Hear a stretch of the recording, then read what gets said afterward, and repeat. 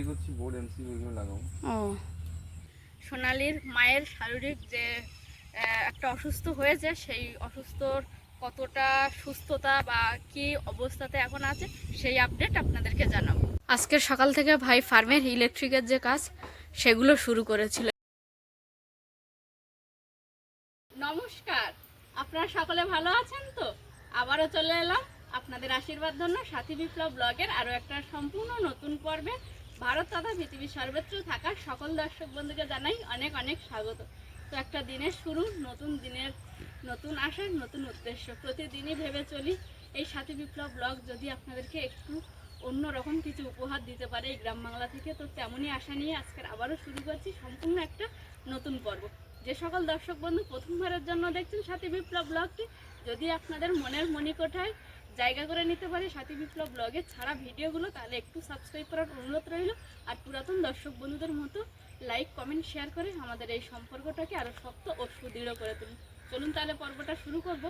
আর হচ্ছে কি হয়েছে যে আজকের একেবারে পর্বটা তো প্রথম থেকে শুরু করেছি, তো চলুন কত স্কিপ না করে দেখতে থাকুন, আশা করব আপনাদের ভালো লাগবে।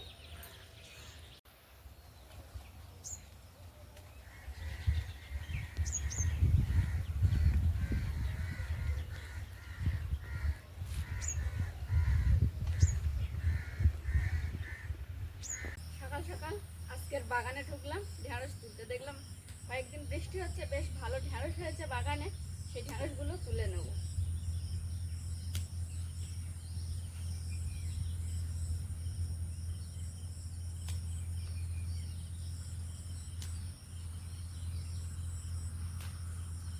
আজও সকাল থেকে বেশ ঝলমলে রোদ, ওয়েদারটা খুবই ভালো। গতকালও বেশ রোদ গরম হাওয়া সব রকম মিলিয়েছিল, ওয়েদারটা বেশ ভালোই ছিল। কয়েকদিন উঠে উঠে বৃষ্টির পরে যদি একটু এরকম ঝলমলে রোদ হয় সকালে উঠে, তাহলে দেখেই মনটা ভরে যায় আর সারা দিনটাই যেন ভালো কাটে। বাগান থেকে ঢেঁড়স তোলা হয়ে গেছে, এখন এগুলো নিয়ে সরাসরি একেবারে রান্নাঘরে চলে যাব। সকাল থেকে বেশ ভালো রোদ হচ্ছে দেখে বাগান থেকে ঢেঁড়স তোলার পরে এখন ঘরটা একটু ঝাড়লাম, ঝেড়ে আর যেগুলো কাঁচার মতো ছিল, অনেকদিন কাঁচা হয়নি, যেমন যে কাঁথাটা পাতি যেটা গায়ে দিই, এগুলো অনেকদিন কাঁচা হয়নি, সেগুলো নিয়ে এসছি ঘাটে এখন কাচবো। তবে তার আগে 2-4 মিনিট ভিজিয়ে রাখবো।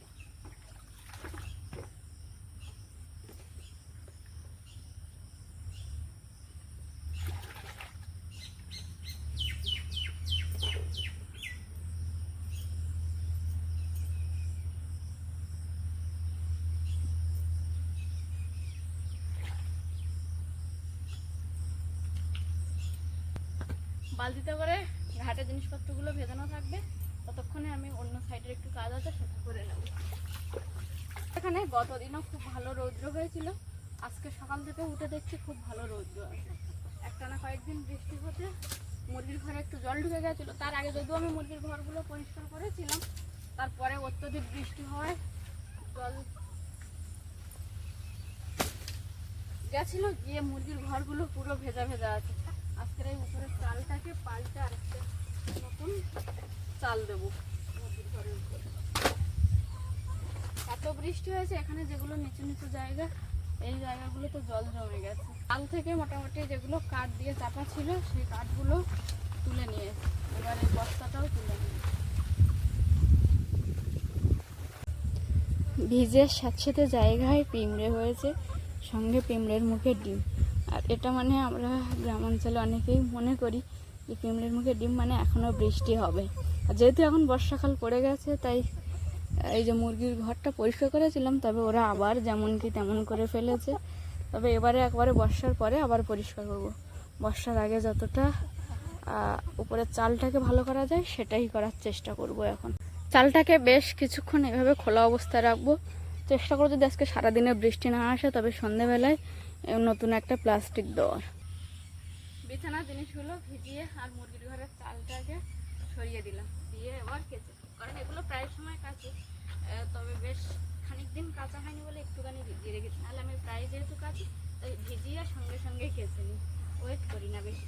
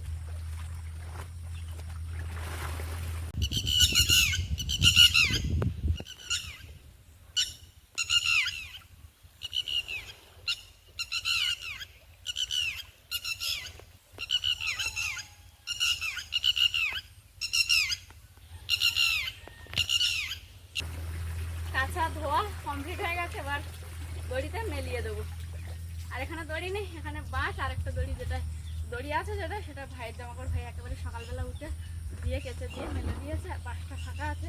ভাই সকাল থেকে ফার্মের মধ্যে ইলেকট্রিকের কাজকর্ম করছিল, আমি দেখে আর চলে গেছিলাম। এখন বোর্ড লাগাবে না কি একটা বললে ভাই?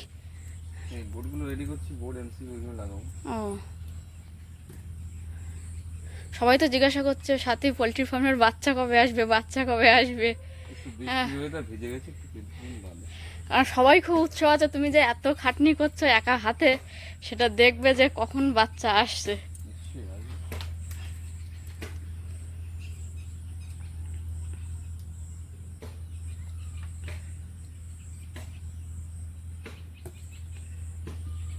এগুলো কেমনি সুইচ বোর্ড?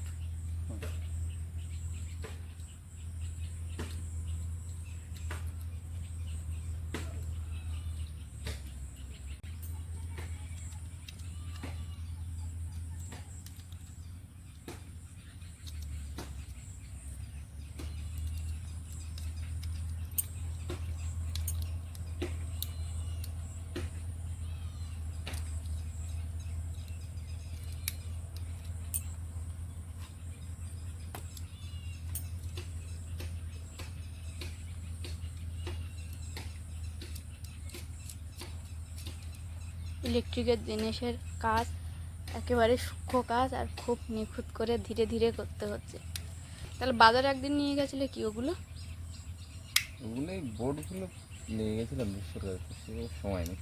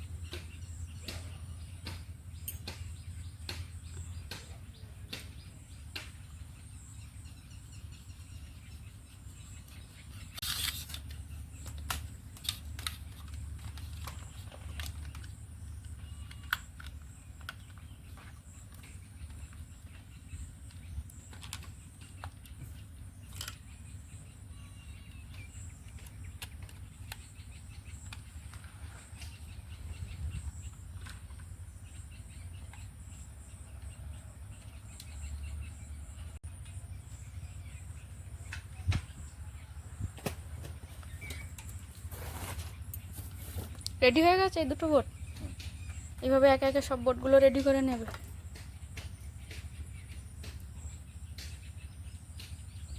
এখান থেকে যে জলের পাইপলাইনটা করা হয়েছিল, সেই পাইপলাইনের মুখে মুখে কলের যে ট্যাপ বসানো, সেটাও কমপ্লিট হয়ে গেছে ধীরে ধীরে।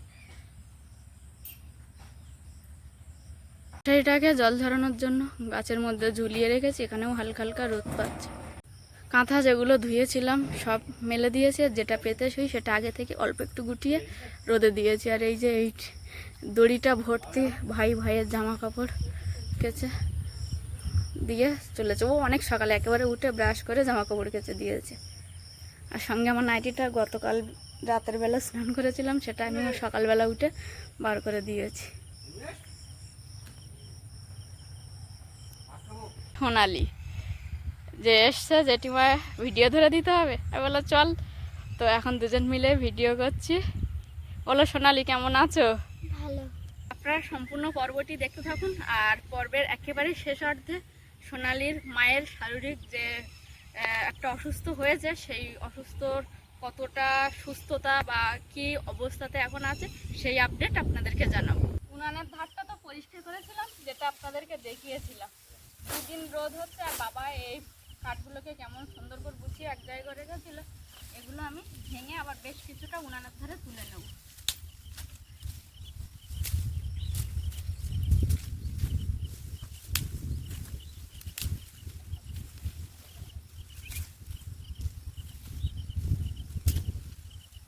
খালপাড়ে এখানটায় কাঠ ভাঙছে, এত সুন্দর হাওয়া, তেমন ছাওয়া, বেশ ভালো লাগছে।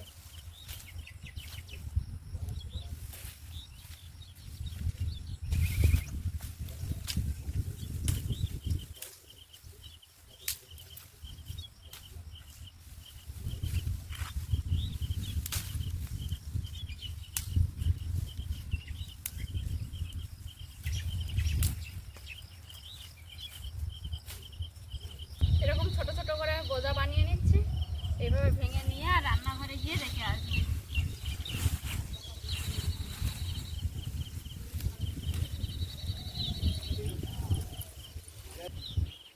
এক গোজা কাঠ রেখে এসেছি, ছোট ছোট করে নিচ্ছি যাতে নিয়ে গিয়ে সেইভাবে সাজিয়ে রাখতে পারবো, সেরকমভাবেই নিচ্ছি। এবার আর একটা এরকম গোজা সাজিয়ে নেবো, যত পারবো মোটামুটি করে নেবো, কারণ বিকালের দিকটা সন্ধ্যের কাছাকাছি এখানটায় ছাওয়া হয়, নাহলে সারাদিন প্রচণ্ড রোদ থাকে।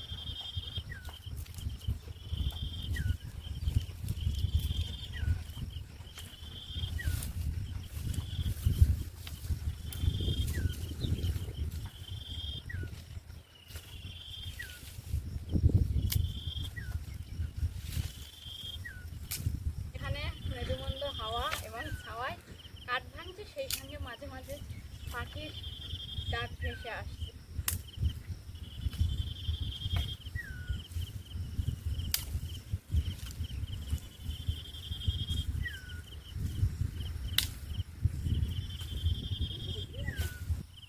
আবার বেশ কিছুটা পরিমাণে কাঠ ভেঙে নিয়েছে, এগুলো আবার সোজা গিয়ে রান্নাঘরে রেখে আসবো।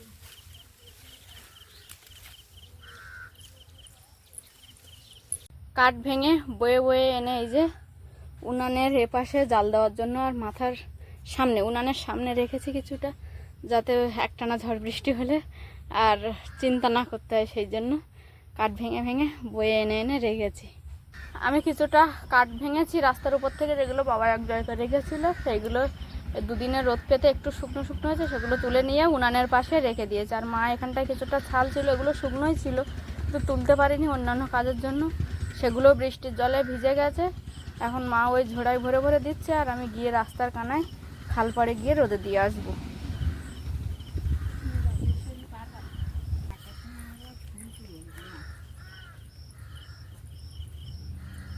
বাবা এখানটায় কিছুটা পালা, ছোট কুচি পালা সঙ্গে পাতা ছিল, সেগুলো এনে এখানটায় বাবা দিয়েছে। আর এই যে এইখানটায় যে ছালগুলো আমি মেলাচ্ছিলাম, সেইগুলো মেলা কমপ্লিট করা হয়ে গেছে। বোর্ড লাগানো কমপ্লিট হয়ে গেছে ভাই। আমরা সবাই সবার মতো যে যার কাজে ব্যস্ত, সেই সঙ্গে ফার্মের কাজ নিয়ে ভাই প্রচণ্ড প্রচণ্ড ব্যস্ত। এটাকে ইলেকট্রিক লাইন হচ্ছে না?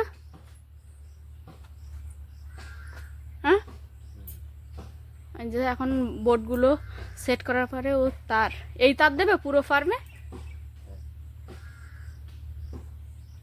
তার দিয়ে ইলেকট্রিক লাইনগুলো কমপ্লিট করার চেষ্টা করছে এখনো, তবে অনেকটা সময় লাগবে। ফার্মটা তখন চারিদিকে তাঁবু তোলা থাকে, বেশ সুন্দর আলোয় ঝলমল করে, আর একটু একটু হালকায় হাওয়ায় এই যে খাবারের কন্টেনারগুলো দোলে, দেখতে বেশ ভালোই লাগে।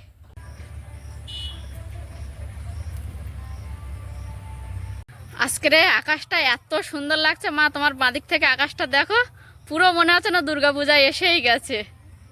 মানে কয়েকদিন বৃষ্টির পরে আজকে একেবারেই ঝলমলের রোদ, আর সেই সঙ্গে বাড়িতে সকলেই প্রচণ্ড কাজে ব্যস্ত। আর মা ঢুকেছে বাগানে পুঁই শাক কেটে দেওয়ার জন্য।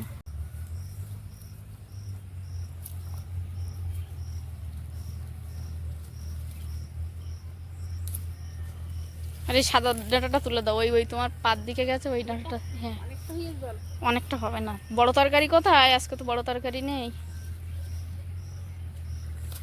পুঁই শাক চচ্চড়িটাই একটু বড় করে করব, শুকনো চিংড়ি মাছ আছে ওটা দিয়ে। চল আমি ওই পুকুরই নামবো।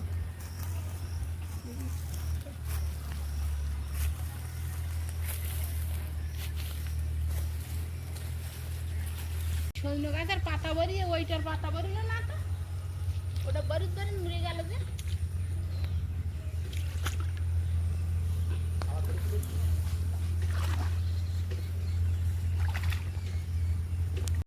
মা এই ছোট পুকুরটায় নেমে যায় মাঝে মাঝে, ওই পুকুরে মাছ না হলে এক কেমন এই পুকুরে ফেলা হয়। তবে বাবা চারিদিকে পালা দিয়ে রেখে, শুধু এই কোনাটাই ফাঁকা রেখেছিল। আর এই ঘাসগুলো বেড়ে বেড়ে পুরো পুকুরটাই ভরে যাচ্ছে, তাই কিছুটা পরিমাণে ঘাস মা কেটে দেবে, যাতে এক কেমন করে জাল অন্তত ফেলা যায়।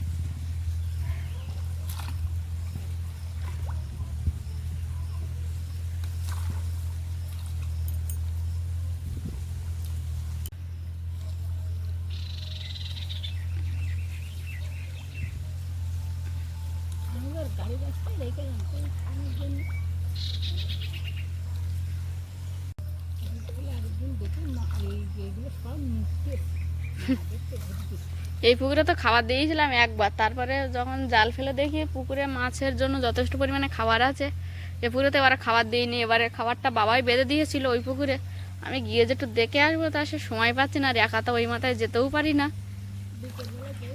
হ্যাঁ, বাচ্চারা আসলে ওদের কাউকে সঙ্গে করে নিয়ে যাব।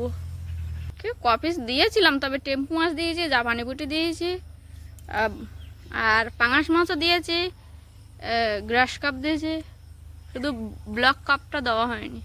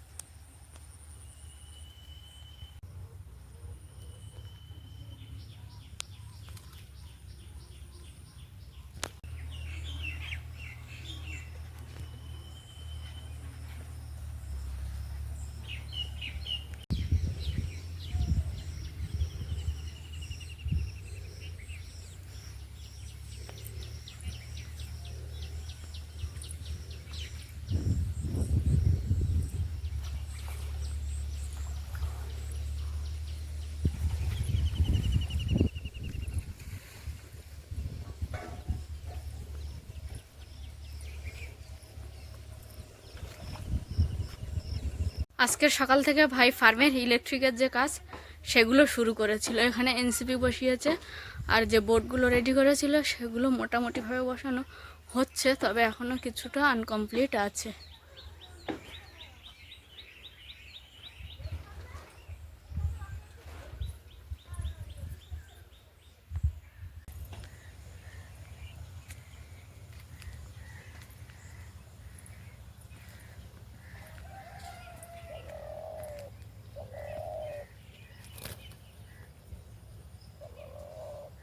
কিছুক্ষণ আগে আপনাদেরকে দেখিয়ে গেছিলাম যে এই ইলেকট্রিক বোর্ডগুলো বসানো হয়েছে, তবে একটু ইনকমপ্লিট ছিল, সেটা মোটামুটিভাবে এবারে এসে দেখছি কমপ্লিট হয়ে গেছে। এখানে একটা বোর্ড বসছে, আর এই যে এখানেও একটা। ধীরে ধীরে আমাদের ফার্মের কাজ ধাপে ধাপে এগিয়ে চলেছে। বোর্ড বসানো কমপ্লিট ভাই, না এখনও আরও দুই একটা বসবে? হয়ে গেছে, ওই সামনে দুটোই বোর্ড। আর এই যে এখানে কিছু কিছু গর্ত হয়েছে বৃষ্টির জলে, তারপরে ইঁদুর গর্ত করেছে, সেই গর্তগুলো পূরণ করার জন্য মাটি তুলে রেখেছে, আর সঙ্গে কাঠের গুঁড়ো। এগুলো কি প্রতিটা রাউন্ডের মধ্যে হবে কাঠের গুঁড়োগুলো পুরো ফার্মে? ভাই পুরো ফার্মে এই যে কাঠের গুঁড়ো দেওয়ার জন্য তো গুঁড়ো এনেছিল অনেক দিন আগে, তবে আজকের দুটো জায়গায় দেখছি ভাই বস্তাগুলো খুলে কিছুটা কিছুটা করে গুঁড়ো, কাঠের গুঁড়ো রেখেছে। এটা নাকি পুরো ফার্মে দিতে হবে। তো ধীরে ধীরে আপনাদের আশা বা যে আশীর্বাদ আপনারা করে আসছেন, সেই লক্ষ্যের দিকে আমরা একটু একটু করে এগিয়ে চলেছি। ফার্মের কাজ যেমন আপনাদের আশীর্বাদ ও ভালোবাসায় ধীরে ধীরে অনিমেষের পরিশ্রমে গড়ে উঠছে, সেই সঙ্গে আমরা হেল্প করি, তবে খুব বেশি না, যতটা করলে হয় সেরকমই। আর ওই যে হটটিটি পাখিটা ডাকছে, আমাদের এখানে সারাক্ষণ এই হটটিটি পাখির ডাকে।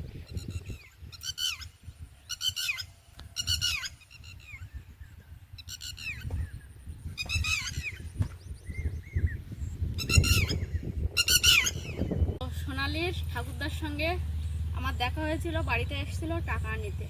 ওর মার প্রথম দিকে খুবই শরীর একেবারেই খারাপ ছিল, এখন ধীরে ধীরে একটু একটু ভালোর দিকে যাচ্ছে, আর সেটা হচ্ছে উপরওয়ালার আশীর্বাদ, আর সঙ্গে আপনাদেরও। আপনারা এই খবরটা শোনার পরে যেভাবে ওর মার বিষয়টা নিয়ে আপনারা ঠাকুরের কাছে প্রে করেছেন এবং ওর মায়ের খবর জানতে চেয়েছেন, এটা সবটাই হয়তো সকলের আশীর্বাদে।